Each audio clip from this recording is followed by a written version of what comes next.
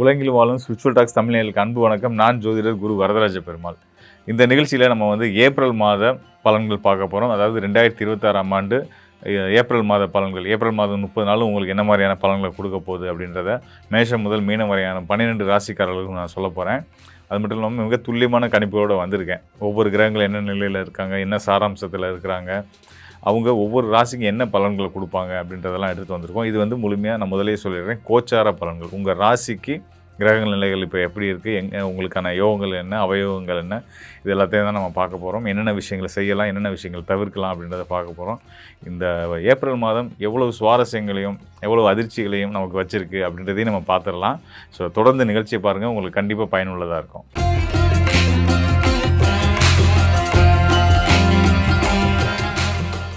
தாயுள்ளம் கொண்ட கடகராசி நேயர்கள், எப்பயுமே நான் இந்த சொல்ல தான் செய்வேன். ஏன்னா கடகராசிக்காரர்கள் அப்படின்னாலே வந்து தாய்மை பண்புக்கு பெயர் போனவங்க.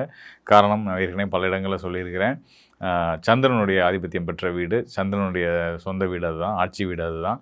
ஸோ சந்திரன் தான் தாய் காரகன். ஸோ அதனால் தாய் காரகனோட அம்சத்தில் பிறக்கக்கூடிய கடகராசிக்காரர்களும் ஆணாக இருந்தாலும் சரி, பெண்ணாக இருந்தாலும் சரி, தாய்மை உணர்வோடு தான் இருப்பீங்க.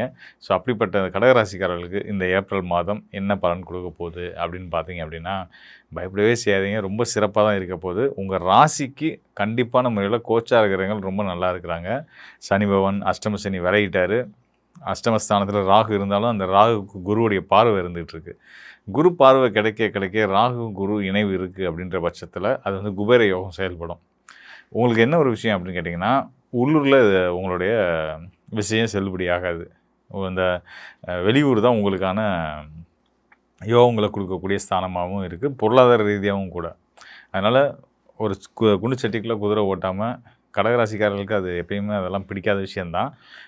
பறந்து வாழக்கூடிய ஒரு இயற்கையான பண்பு கொண்ட ராசிக்காரர்கள் கடகராசிக்காரர்கள்னு சொல்லலாம், உங்களை சொல்லலாம். ஸோ நீங்கள் வந்து உங்கள் தொழிலை, உங்கள் வேலைவாய்ப்பை, உங்களுடைய வாழ்க்கை நிலைகளை வந்து நீங்கள் வந்து வெளிநாடு வெளியூர் தொடர்படுத்தி ஏற்படுத்திக்கிட்டீங்க அப்படின்னா ரொம்ப சிறப்பாக இருக்கும். இங்கே நான் அரசாங்க பணியில் இருக்கேன், நான் எப்படிங்க வேலைக்கு வெளியில் போக முடியும், அப்படி வெளிநாட்டுக்கு போக முடியும், அரசாங்க வேலையை விட்டால் போக முடியும், இனிமேல் ஒரு கமிட்டடான ஒரு வேலையில் இருப்பீங்க, ஒரு பிஸ்னஸை போட்டு பண்ணிகிட்டு இருப்பீங்க. ஸோ அப்படிப்பட்டவங்களுக்கெல்லாம் வந்து எப்படி இருக்கும்னா, அப்படிலாம் இல்லை, வெளியூர் தொடர்புடைய ஆட்கள் மூலயமா நல்ல ஆதாயங்கள் இருக்கும். உங்களுடைய பிள்ளைங்களை வெளிநாட்டுக்கு படிக்க அனுப்பலாம். இந்த மாதிரி ஏதோ ஒரு வகையில் வெளிநாட்டு தொடர்புகளை ஏற்படுத்திக்கிட்டு இருக்கிறதுக்கு வந்து உங்களுக்கு ரொம்ப சிறப்பாக இருக்கும். அவ்வளோ கூட வேணாங்க, நீங்கள் உங்கள் வீட்டிலேயே வந்து ஒரு உங்கள் வாழ்க்கை மகிழ்ச்சியாக இருக்கிறதுக்கு சொல்கிறேன் நான். இதெல்லாம் வந்து இந்த மாதத்துக்கானதுன்றதில் ஜென்ரலாகவே உங்களுக்கு கடகராசிக்காரர்கள் நான் சொல்ல நினைக்கக்கூடிய விஷயங்கள். விருந்தவங்களுக்கு பெயர் போனவங்க நீங்கள், அதையும் சிறப்பாக எப்போயுமே செஞ்சுட்டே இருங்க. நிறைய அன்னதானம் பண்ணுங்கள், இதெல்லாம் நல்ல விஷயங்கள். அதை தாண்டி வீட்டில் எப்போயுமே கடகராசிக்காரர்கள் வீட்டில் வந்து பார்த்திங்கன்னா ஒரு ஃபிஷ் டேங்க் இருக்கணும். ஃபிஷ் டேங்க், அதாவது ஃபிஷ் டேங்க் வச்சு கடல்வாழ் உயிரினங்களான மீன்களுக்கு உணவு அளிக்கிறத ஒரு வாடிக்கையாக வச்சுக்கோங்க. மனிதர்களுக்கு விருந்தோம்பல் பண்ணுற மாதிரி கடல்வாழ் உயிரினங்களுக்கும் விருந்து கொடுத்துக்கிட்டே இருங்க. உங்கள் வாழ்க்கை ரொம்ப சிறப்பாகவே இருக்கும். அதை சொல்லிவிட்டு இந்த மாத கிரகநிலைகளுக்கு வருவோம். கோச்சார கிரகங்கள் எப்படி இருக்குது அப்படின்னு பார்த்தீங்க அப்படின்னா, உங்கள் ராசிக்கு 12ஆம் இடத்துல மிதுன ராசியில் குரு பகவான் அப்படியே தொடர்ந்துட்டுருக்காரு. அவர் 12 இருக்கிறது ரொம்ப சிறப்பு தான். 8ல் ராகு இருக்கார், புதனும் இருக்கார், ராசிக்கு 12க்குரியவர்.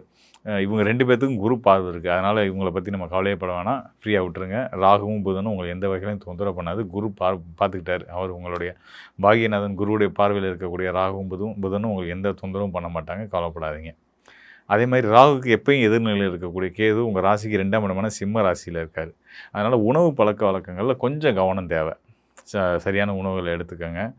இது வந்து சரியான நேரத்துக்கு உணவு எடுத்துக்கலன்னா கூட சில பிரச்சனைகள் வரும் இல்லையா, அந்த மாதிரியான தொந்தரவுகளை கொடுக்கறதுக்கு வாய்ப்புகள் உண்டு. அதனால் வந்து உணவு விஷயத்தில் கொஞ்சம் கவனம் தேவை. அதேமாதிரி வார்த்தைகள், 12ஆம் அதாவது 2ஆம் இடத்துல கேது இருந்தாலே அளந்து தான் பேசுவாங்க. அது ஒரு இன்டலெக்சுவலான வார்த்தைகளை பயன்படுத்தி தான் பேசுவாங்க. அப்படி தான் இருக்கும். இருந்தாலும் கூட நல்லது சொல்கிறேன்னு போய் யார்கிட்டையும் வந்து கெட்ட பேர் ஆகிக்கிறாங்க. ஏன்னா அந்த கேது வந்து அந்த வேலையும் சில நேரங்களில் பண்ணிடுவார்.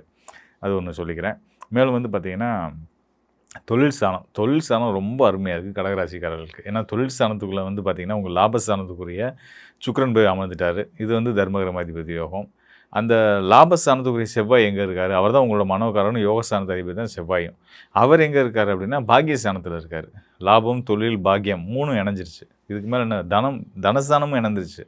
தனஸ்தானம்ன்றது சிம்மராசிக்குரிய சூரியனும் உங்களுக்கு வந்து ஏப்ரல் 15ஆம் தேதிக்கு மேலே மீனத்தில் உங்கள் ராசிக்கு தொழில்காரன் செவ்வாயோடு இணைய போகிறாரு பாக்கியஸ்தானத்தில். ஸோ இப்படி அருமையான தொழில் அமைப்பு இருக்குது. நீங்கள் சொந்த தொழில் பண்ணாலும் சரி, சம்பளத்துக்கு நீங்கள் வேலை பார்த்தீங்கனாலும் சரி, இந்த மாதத்தில் உங்களுக்கு நல்ல முன்னேற்றங்கள் இருக்க போது. உங்களுடைய எல்லா வகையிலும் நீங்கள் எடுக்கிற எல்லா முயற்சிகளும் நல்ல விளைச்சலை கொடுக்க போகுது, நல்ல ஆதாயங்களை கொடுக்க போகுது, பெரிய வெற்றிகளை கொடுக்க போகுது அப்படின்றத நம்மளால் உறுதியாக சொல்ல முடியும்.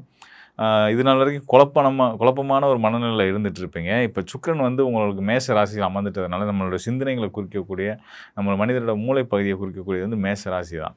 அங்கே சுக்கிரனே வந்து அமர்ந்துட்டார், சுகபோகங்களை கொடுக்கக்கூடிய சுக்கிரன் அமர்ந்துட்டார் அப்படின்னா, இனிமேல் வந்து உங்களோட மனநிலையில் வந்து ஒரு ஒரு அமைதியும் ப்ளசண்ட்டான ஒரு சூழலும், வாழ்க்கை சூழலும் அமையும்.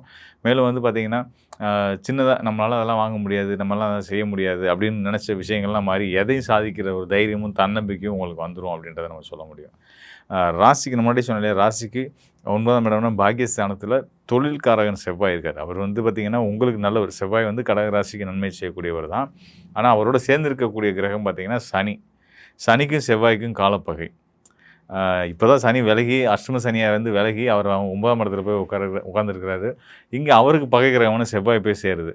அது மட்டும் இல்லாமல் சனிக்கு இன்னொரு பகை கிரகமான சூரியனும் அங்கே போய் உங்களோட ராசிக்கு பாக்கியஸ்தானத்தில் சேர்றாங்க. என்னடா இது திறும்ப கிரக யுத்தம் ஏற்படுது, இதனால ஏதாவது பிரச்சனைகள் வருமா அப்படின்னு பார்த்தீங்கன்னா, கண்டிப்பான முறையில் வராது. யாரும் குழப்பினாலும் குழம்பிக்கிறாதீங்க.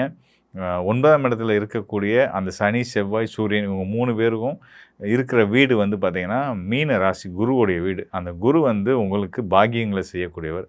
அந்த குரு நல்ல நிலையில் இருந்துகிட்டு இருக்கிறாரு. அதனால் கண்டிப்பான முறையில் குருவோடைய வீட்டில் இருக்கக்கூடிய இந்த 3 பேரும் ஒருத்தருக்கு ஒருத்தர் சண்டை போட்டுக்கிறாமல் உங்களுக்கு நல்லது செய்வாங்கன்றதை நம்ம சொல்லலாம். குறிப்பாக சொல்லணும்னா கடன். அந்த செவ்வாய்க்கு வந்து கடனை குறிக்கக்கூடியது அவர் தான். கடன் வாங்க வேண்டிய கட்டாயம் ஏற்படும். நல்ல காரணத்துக்காக வாங்க வேண்டியிருக்கும். தொழில் சார்ந்த காரணங்களுக்காக வாங்க வேண்டியிருக்கும். அந்த கடன் மூலியமாக நீங்கள் வளர போகிறீங்க அப்படின்றது தான் உண்மை. அதாவது பொதுவாக வந்து கடனை பார்த்து நம்ம யாருமே பயப்படக்கூடாதுன்றதை நான் பல இடங்களில் பதிவு பண்ணிகிட்ருக்கேன். ஸோ அந்த வேளை கடக ராசிக்காரர்கள் வந்து கடனால் வளரக்கூடிய ஒரு ராசிக்காரர்கள்னால் அது கடக ராசிக்காரர்களை சொல்லலாம், கடக லக்னத்துக்காரர்கள்னு சொல்லலாம். ஏன்னா அவங்களுக்கு யோகத்தை செய்கிறதே செவ்வாய் தான். செவ்வாய் தான் கடனை குறிக்கக்கூடிய கிரகமே செவ்வாய் தான். ஸோ அப்படின்னும்போது வந்து கடனை வாங்கி அதை சரியாக திரும்ப செலுத்தக்கூடிய ஆற்றலும் வலுவும் பெற்றவர்கள் கடகராசிக்காரர்கள். அதனால் வந்து நிச்சயமாக கடன் ஒருபோதும் உங்களை கஷ்டப்படுத்தாது. அப்படி கஷ்டப்பட்டுக்கிட்டு இருக்கக்கூடிய நிலையில் இருந்தால் கூட இந்த ஏப்ரல் மாதம் உங்களுடைய கடன் பிரச்சனைக்கெலாம் ஒரு மிகப்பெரிய தீர்வு கொடுக்க போகுது. அது போக வந்து நிறைய ஓவர் திங்கிங்கிறது இருந்துகிட்டு தான் இருக்கும். அதை செய்யணும், இதை செய்யணும், கமிட்மெண்ட்ஸு அப்படின்னு ஓடிக்கிட்டு இருப்பீங்க. ஸோ அதெல்லாம் கொஞ்சம் இந்த மாதம் ஒரு நிதானத்துக்கு வரும். பார்த்துக்கலாம், எதனாலும் செஞ்சிடலாம் அப்படின்ற ஒரு தன்னம்பிக்கையும் தைரியமும் வரும். ஸோ அதுக்கு காரணம் சுக்கிரன். ஸோ இப்படி சுபகிரகங்கள் 2ம் அசுபகிரகங்களும் உங்களுக்கு நல்ல பலனை தரதுக்கு தயாராக இருக்கிறாங்க. கண்டிப்பான முறையில் கடகராசிக்காரர்களுக்கு இந்த மாதம் உண்மையிலே உள்ளபடியே யோகமான மாதம் தான். தொழில் சார்ந்து ஜாக்பாட் அடிக்கக்கூடிய ஒரு அற்புதமான மாதம். மேலும் வந்து இந்த 9ஆம் இடத்துல ஞானஸ்தானத்தில் சனி, சூரியன், செவ்வாய் சேர்க்கை இருக்கிறதுனால உக்கிரமான பெண் தெய்வ வழிபாடு, வீரகாளி அம்மன், மாரியம்மன், இந்த மாதிரியான அங்காள பரமேஸ்வரி அம்மன், இந்த மாதிரியான பெண் தெய்வ வழிபாடை வந்து நீங்கள் செய்கிறது ரொம்ப சிறப்பான யோக பலன்களை கொடுக்கும். மேலும் நீர்நிலை சார்ந்து இருக்கக்கூடிய பகுதியில் இருக்கக்கூடிய அம்மன் ஆலயங்களுக்கு போய் வழிபட்டு செவ்வாய், சனிக்கிழமைகள், ஞாயிற்றுக்கிழமைகளை வழிபட்டு வாங்க. ரொம்ப சிறப்பான யோக பலன்களை நீங்கள் இப்போ கண்டிப்பான முறையில் பார்ப்பீங்க. மேலும் வந்து பார்த்தீங்கன்னா, இந்த ஏப்ரல் மாதம் அப்படின்னா நம்ம ஏற்கனவே கடந்த மாத பலன்கள் நான் சொல்லும்போது கூட இந்த கிரக யுத்தம் இதெல்லாம் இருந்துச்சு. ஸோ அதெல்லாம் இருந்தாலும் குருவுடைய பார்வை இருக்கிறதுனால பெரிய அளவில் நம்ம பயப்பட வேண்டாம் அப்படின்றத சொல்லியிருந்தோம். அது போக வந்து இந்த கிரக யுத்தம் இருக்கிறதுனால வந்து பார்த்திங்கன்னா, நாடுகளிலே போர், பஞ்சம், வறட்சி இதெல்லாம் ஏற்படும் அப்படின்னு சொல்லியிருந்தோம். இப்போ வந்து பார்த்திங்கன்னா, அந்த ஈரான், அமெரிக்கா, இஸ்ரேல் போர் நடந்துகிட்டு தான் இருக்கு இல்லையா? ஸோ இது வந்து இந்த போர் வராதுன்னு சொன்னேன்னா வந்துருச்சு அப்படின்றத நிறைய பேர் என்கிட்ட கேட்டாங்க. ஸோ அந்த வகையில் வந்து பார்த்திங்கன்னா, இது வந்து ஒரு உலகளாவிய இப்போ நான் சொன்னது வந்து போன மாதம் வந்து நான் பேசும்போது நான் சொன்ன விஷயம் வந்து என்னென்னா, காணொலியில் நான் சொன்னது ஒரு மிக கடுமையான கொரோனா காலத்தில் இருந்த கிரக சேர்க்கையை விட இது இப்போ இருக்கக்கூடிய கிரக சேர்க்கை வந்து 6 கிரக சேர்க்கை வந்து ரொம்ப கடுமையானது. இது வந்து பார்த்திங்கன்னா, இது இருந்தால் கூட குருவுடைய பார்வை இருக்கிறதுனால நம்ம கொஞ்சம் சேஃபாக ட்ராவல் ஆகிட்டு இருக்கோம் அப்படின்றத நான் சொல்லியிருந்தேன். ஸோ இதை தான் இப்போயுமே நான் சொல்கிறேன் உங்களுக்கு. அதாவது 6 கிரக சேர்க்கை இருந்தும் நம்ம வந்து சேஃபாக இருக்கிறதுக்கு காரணம் குருவுடைய பார்வை. அதாவது ஒரு குறிப்பிட்ட ஜோனில், அதாவது ஒரு 2-3 நாடுகளுக்குள்ளே இந்த போர் பதட்டம் அப்படின்னு நடந்துகிட்ருக்கு. அதுவும் இப்போ சந்திர கிரகணமும் கடந்த மாதம் வந்தது இல்லையா? ஸோ நம்ம அதில் தான் தீவிரமாக ஆச்சு அந்த போர். நான் அதெல்லாம் எதிர்பார்த்த விஷயங்கள் தான். ஸோ அதை தாண்டி அதுக்கப்புறமா வந்து பல நெருக்கடிகள் இருந்துச்சு. அது படிப்படியாக குறையும். மே 26க்கு அப்புறம் கம்ப்ளீட்டாக இது வந்து இந்த போர் நிறுத்தம் அப்படின்றதெல்லாம் வந்துடும். அந்த உலக நாடுகளுக்குள்ளே, பகை நாடுகளுக்குள்ளே மன அமைதியும் அவங்களுக்கு வந்து ஒரு போரை நிப்பாட்டிக்கலான்ற ஒரு மனப்பக்கமும் வந்துடும். ஸோ அது வரைக்கும் நம்மளும் கொஞ்சம் பொறுமையாக இருக்க வேண்டியது தான். அது போக வந்து இந்த பெட்ரோலியம், கேஸு, சிலிண்டர் தட்டுப்பாடு இந்த மாதிரியான விஷயங்கள்லாம் வந்து பேரளவில் தான் இருக்குமே தவிர்த்து நிஜமான முறையில் நமக்கு இப்போ ஒரு நெருக்கடியை கொடுக்காது. அதனால் மக்கள் பதட்டப்பட வேண்டியது இல்லை அப்படின்றதையும் நான் வந்து சொல்லிக்கிறேன். ஏன்னா இந்த பெட்ரோலியம், கேஸு இந்த விஷயங்கள்லாம் வந்து குறிக்கக்கூடியது ராகு, செவ்வாய் தான். இந்த ராகு, செவ்வாய் ஒரு ராசியிலேருந்து பிரிஞ்சுட்டாங்க. அதாவது ராகு, செவ்வாயும் கும்பத்தில் இருந்தாங்க. செவ்வாய் வந்து மீனத்துக்கு போயிட்டாரு. இனிமேல் மெல்ல மெல்ல இந்த பிரச்சனைகள்லாம் நீங்கிடும். அதனால் பயப்பட வேண்டாம். இது பொதுவான உலகளாவிய கோச்சார அமைப்பின்படியில் நம்ம சொல்லக்கூடிய பலன்கள் தான். இது போக தனிப்பட்ட ராசி அடிப்படையிலுமே வந்து எந்தவித சிக்கலும், போராட்டங்களும் இருந்தாலும் அதெல்லாம் கண்டிப்பான முறையில் நிவர்த்தியாகும். அதுக்கு இந்த ஏப்ரல் மாதம் ஒரு சிறந்த ஒரு கோச்சார நிலைகளை கொண்டு இருக்குது அப்படின்றத சொல்லிக்கிறேன். இதெல்லாம் தாண்டி இப்போ நம்ம பலர் வந்து என்கிட்ட ஃபோனில் கேட்குறவங்க வந்து பார்த்திங்கன்னா, சிலர் சார் நீங்கள் இந்த மாதிரி சொன்னீங்க, ஆனால் எனக்கு கொஞ்சம் போராட்டங்கள் தான் இருக்குது. கடன் தீர்ந்துருன்றீங்க, ஆனால் இருந்துக்கிட்டு தான் இருக்குது அப்படின்றதெல்லாம் சொல்லி கேட்குறாங்க. நான் தெளிவாக அதான் சொல்கிறேன். ஐயா நான் வந்து சொல்கிறது வந்து கோச்சார் அடிப்படையில் சொல்லக்கூடிய பலன்கள். அதாவது உங்களுடைய ராசிக்கு கிரகநிலைகள் எப்படி இருக்குது அப்படின்றத தற்கால கிரகநிலைகளை வச்சு சொல்லக்கூடிய பலன்கள். இதை தாண்டி உங்கள் தனிப்பட்ட ஜாதகம் தான் இன்னும் மேற்கொண்டு உங்களுக்கான துல்லியமான பலனை கொடுக்கும் அப்படின்றத நம்ம ஒவ்வொரு தடவையும் சொல்லின்னு இருக்கோம். ஸோ அந்த மாதிரி வந்து நம்ம ஜாதகத்தையும் எடுத்து கோச்சார பலனையும் பார்த்து பலன் எடுத்துக்கும் போது தான் இன்னும் முழுமையான சரியான பலனை நீங்கள் தெரிஞ்சுக்க முடியும். ஸோ அந்த வகையில் உங்கள் வாழ்க்கையில் இருக்கக்கூடிய ஸ்ட்ரகிள்ஸ், நீங்கள் அடைய வேண்டிய இலக்குகள், இதெல்லாம் அடையிறதுக்கான வழிமுறைகள் இதெல்லாம் பற்றி தெரிஞ்சுக்கணும் அப்படின்னா கண்டிப்பான முறையில் நீங்கள் உங்கள் சுய ஜாதகத்தோடு என்னை தொடர்பு கொள்ளுங்கள். கண்டிப்பாக உங்களுக்கு நல்லதொரு வழிகாட்டுதலை கொடுக்குறேன். மேலும் வந்து பார்த்திங்கன்னா எல்லா வகையிலையும் இந்த ஏப்ரல் மாதம் அதுக்கு அடுத்து வரக்கூடிய மே மாதத்துக்கு அப்புறம் வந்து உலகளாவிய அளவிலேயே சரி, தனிப்பட்ட வாழ்க்கையிலையும் சரி, ஒவ்வொருத்தவங்களுக்கும் நல்ல முன்னேற்றங்களும் ஏற்றங்களும் ஏற்பட போகுது. அதில் எந்த சந்தேகமும் இல்லை அப்படின்றத சொல்லிக்கிறேன்.